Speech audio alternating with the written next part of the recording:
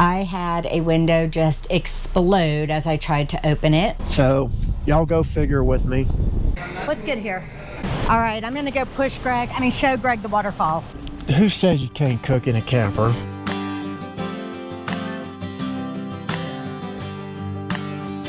Hey, I'm Renee. And I'm Greg. And we are 2 miles to go, coming from Island Park, Idaho. We are here basically to take care of some issues. If you saw our previous 2 videos, I had a window just explode as I tried to open it. We are still awaiting the shipment on that. Our second resource to fix it, coming from Lippert, which they have to fabricate it. Yeah, they make them to order. They don't have them in stock with that particular window. Of course, for us. And we also need tires, if you saw in our Yellowstone video what Greg came across with that. And with that said, I am prepping dinner for tonight. Greg is doing research.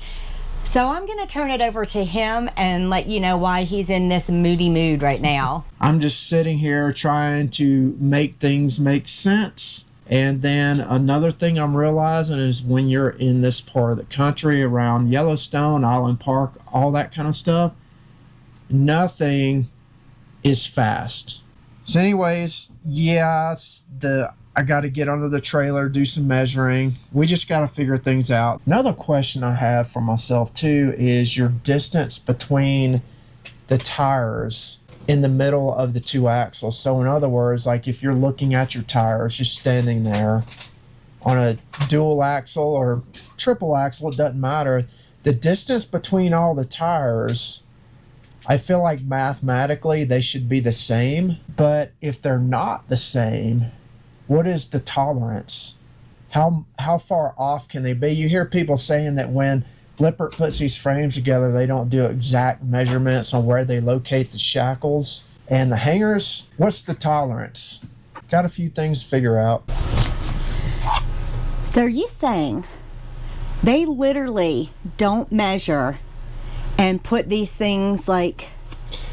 I can't say that's a sure thing. You just see lots of, your internet blowhards saying Lippert doesn't, do precise measurements on their frame when they create them for the axle hangers.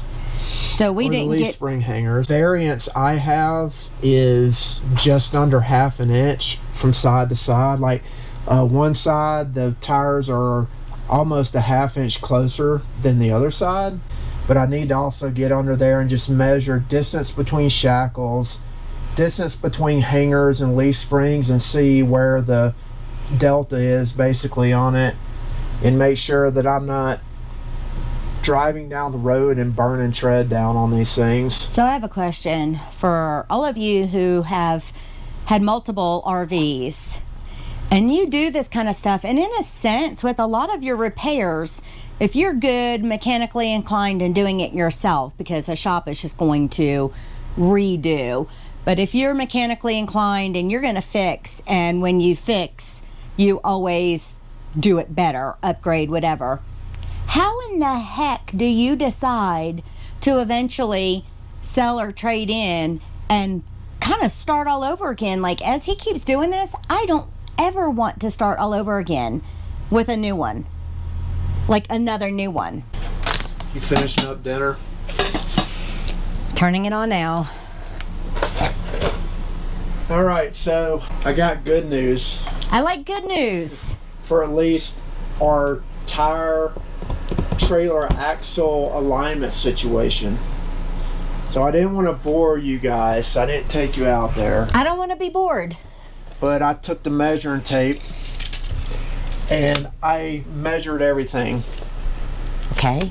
The good news is that everything is there isn't even any like slop that I can find in the shackles, and everything's dead on side to side. Like, wow. Shackle leaf spring links, shackle links, axle flange to axle flange is exactly the same on each side of the trailer. So this leads me to what? Goodyear Endurance tire talk. That was the go-to Yep. when we bought this camper. My rear passenger Goodyear Endurance tire, our rear passenger tire, the contact patch where the tread is, here's a trailer tire like this. So this is what you ride on? Yes. Okay. And these are the sides where my knuckles go down. My rear passenger tire is like this. It's rounded up. And that's what's causing that. That's the variance. That spacing. whole tire is not like this, but it's like that. Evenly? Like it's evenly wearing all the like way that? around. So the other 3 tires are the profile of the tires like except this. for the one that had tire tread separation. Oh, that was all screwed up. But it's off. We put the spare on. The rear passenger tire is like this, and that's where the variance in between the tires is coming for from. where It's you put freaking me the out. X chalk and it's not wanting to fit. So I think that new tires is going to solve this. Another thing is, I'm pretty sure that when we had our tanks full for boondocking, we were overloaded. We need to fill up with water close to where we're going as we can. The other thing, babe, and just pull slow. the other thing is we never use, I'm looking at our control panel up here, y'all, because it's triggering my brain. We still are moving every 7 days. We did the longest 9 days. And at 9 days, we still had at least half a tank of fresh. So we don't even have to do all 98. Yep. I mean, that kind of sucks that, in a sense, we don't have that option based on what else we have in the RV. So one more thing I want to make a good point on, because so with our social media, I do most of the Facebook. Renee does all the Instagram. Which isn't much. And YouTube is kind of a shared thing. But I've seen tons of comments, like in the past year with the Goodyear Endurance tires, where people will be like, hey, I just got this brand new set of Goodyear Endurance, and it's got this like weird ripply, not really a bubble on the sidewall, but like a hump, uneven hump. I've seen and that. All the tire salesmen that are selling these tires, when they take them back, is saying that that's just the manufacturing of the plies coming together in the vulcanization process or whatever. It's like a manufacturing tolerance. It's okay where the plies come together when the tires are manufactured. I'm going to say this: we probably pulled for over 10,000 miles on these tires now. Easy, probably like more like 15,000. Yeah. From counting before we even went full time. And everybody has posted up pics of their Goodyear Endurance these on Facebook, and it's like half and half. Oh, that's bad. Take it back.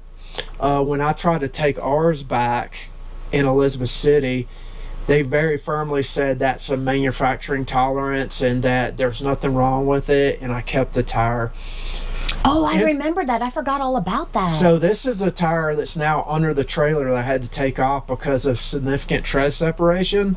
All I'm going to say with this is the tread separation where the tire bops out like it's really alarming is right there in line with where that bubble always was. I'm just saying the tread separation happened right on the tread patch, even with where that bubble on the sidewall is.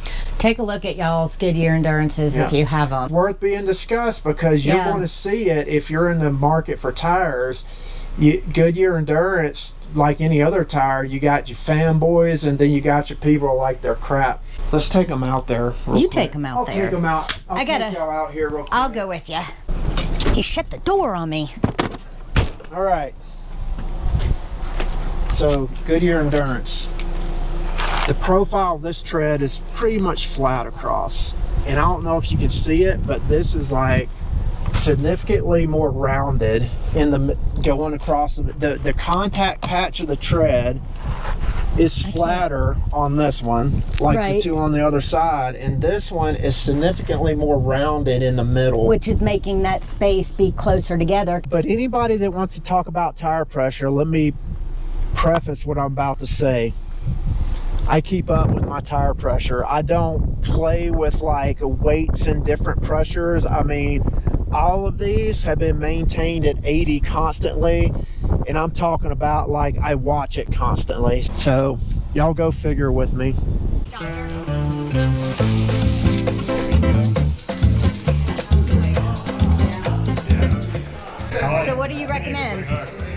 What's good here?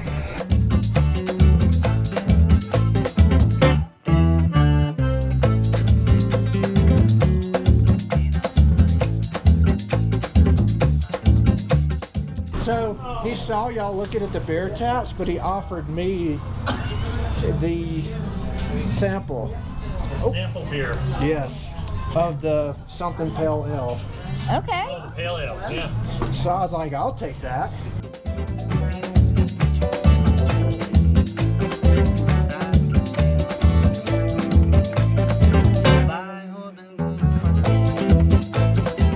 So we are doing dinner with Retired Road Tripping. Everybody say hi. Hey. That means I got to ask them for their logo so I can pop it up on the thing Yeah, when we do give that. us a QR code or logo. So we just all happen to be here in Island Park, Idaho, and we visited yesterday. And I was so comfortable that I actually said, if y'all want company for dinner, we'll come with. She invited us to their dinner. I've never in my Always life want company for invited dinner. ourselves anywhere, and I got home and I was like, We hadn't tried it here, and everybody told us to come. So hopefully it lives up to. we're gonna see if it lives up to the hype. But, wait, they got chips, man. That's all you need. So, Yeah. We'll see. Cafe Sabor. Being from Arizona, we gotta go test the Mexican food. Okay. Okay. But like, we've been through here, lived here, only through Yellowstone, so we're gonna do that. I've never been here. We've been through here. You guys will like South Dakota. I think Yeah. so. So, It's a are good we one. going to California, Renee? We'll cut through when we go see Russ and Jamina, I think, just to say we did. Okay. Like right here. Seriously. And it's Like there. And it's beautiful right here. It is. It's like I way know. different than Southern Cal. Not so much here as it is here.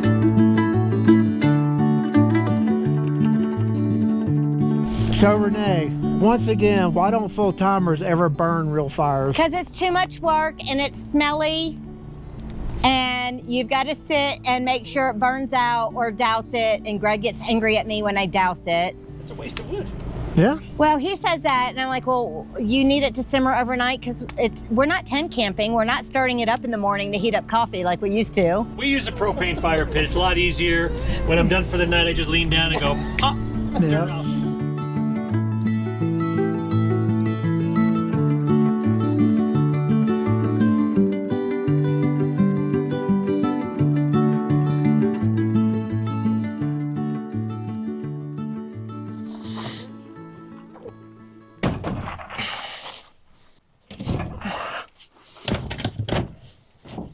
So we have tires loaded, and Greg's pulling our hitch off so that we can go through a truck wash when we get down to Idaho Falls.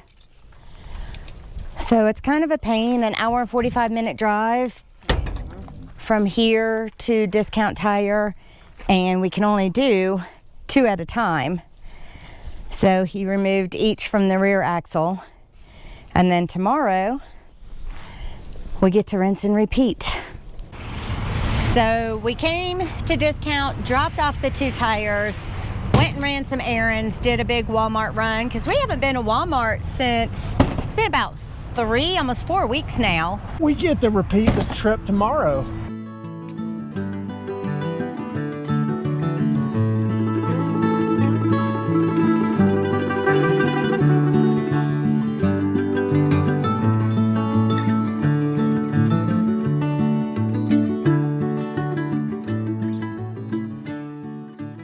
What's here?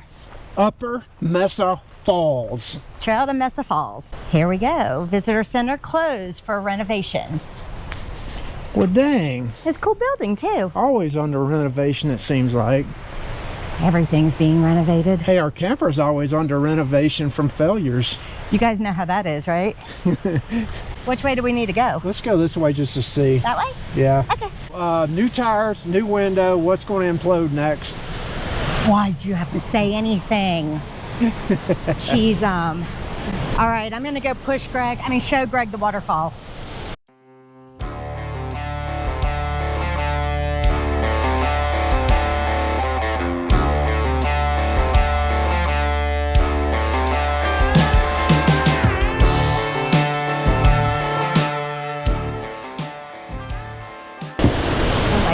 You're literally like, if you were doing that whole movie boat scene, this is where you start freaking out.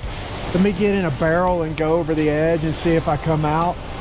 It is really cool.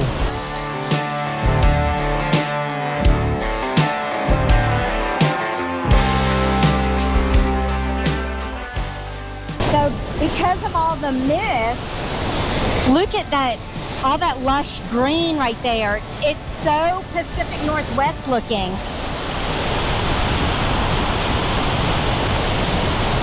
I wonder how many people went over the edge of that in the years past. I'm always thinking about the morbid stuff like that. Like, I wonder how many daredevils that went over that.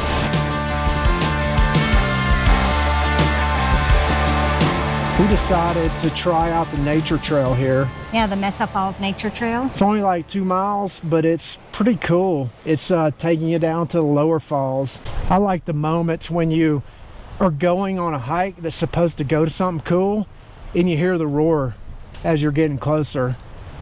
So this is the fun part. Hike ending in something special. That's straight down. This is... That is straight down.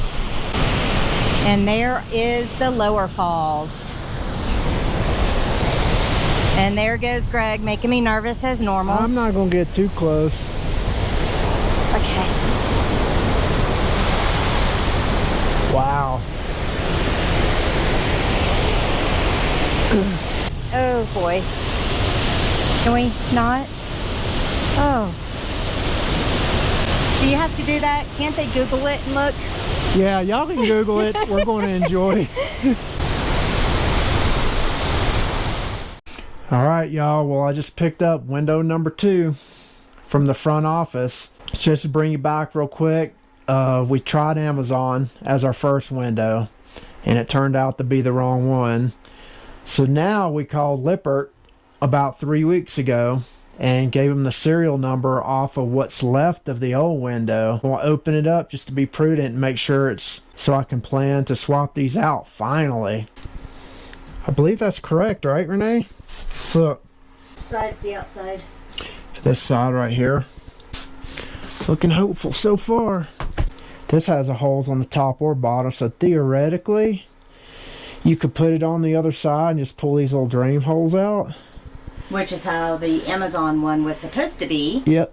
But it only had them on one, which would have made it a passenger side window only. Yep. Window Saga Part 2. So it's window day, and Greg came in first while I was outside because I didn't have enough to push to really break the seal. So I kind of balanced it outside. He started getting it loose, and now we're switching positions. Well, hello there. So far, it's pretty straightforward.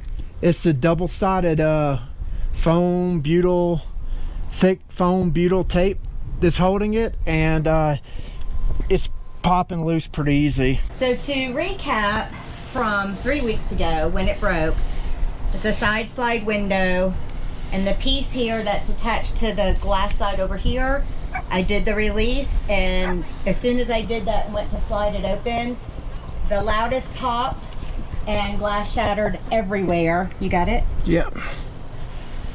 So it hasn't been horribly bad. I do have my blinds, which Greg took down. And where did he put? I have a truck windshield sun protector. One side's actually black, so it kind of kept it a little more discreet on the outside.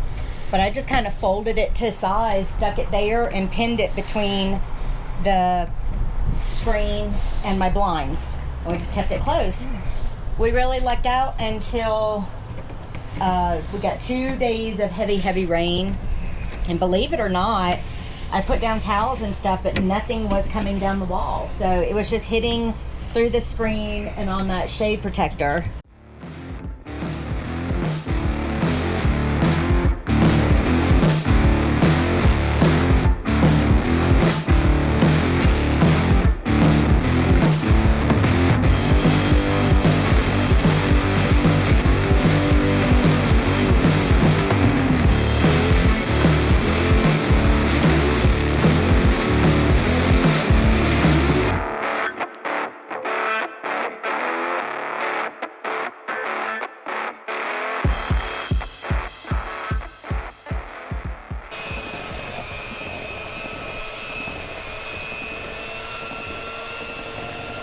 So this is a fun day for me.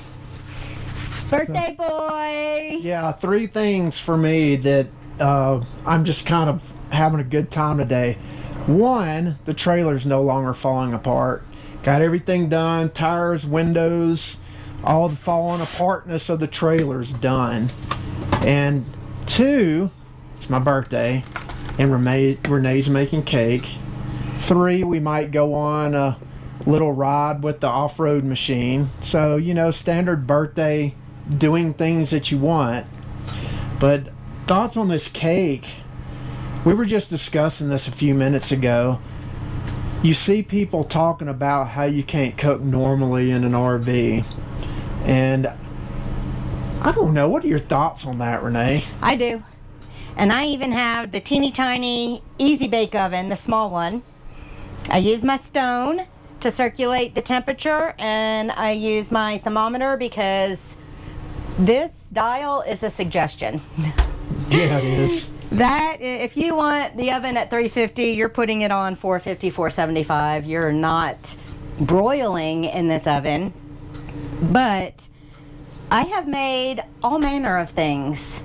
Yep, and we will be making his meal of choice tonight. Meatloaf? It's a bacon wrapped meatloaf and mashed potatoes and green peas.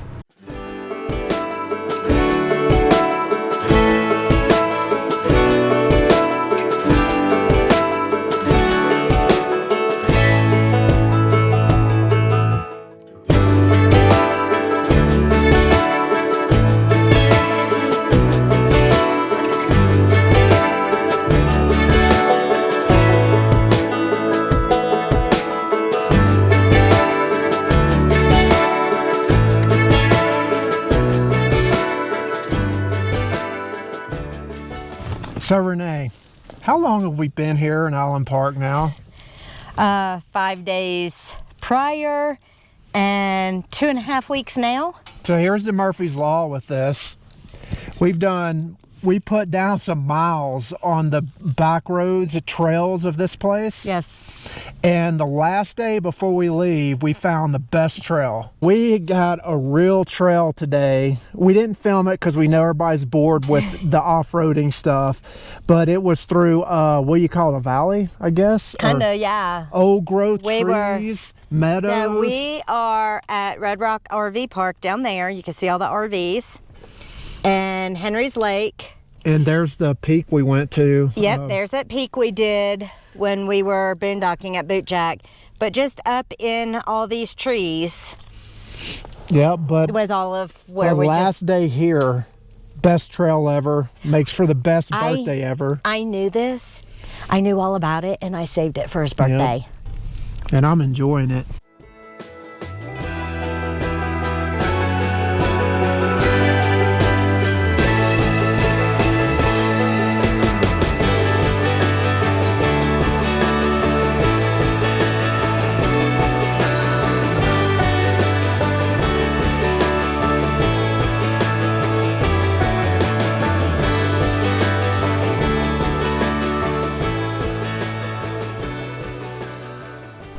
Well, that was really good and one heck of a birthday.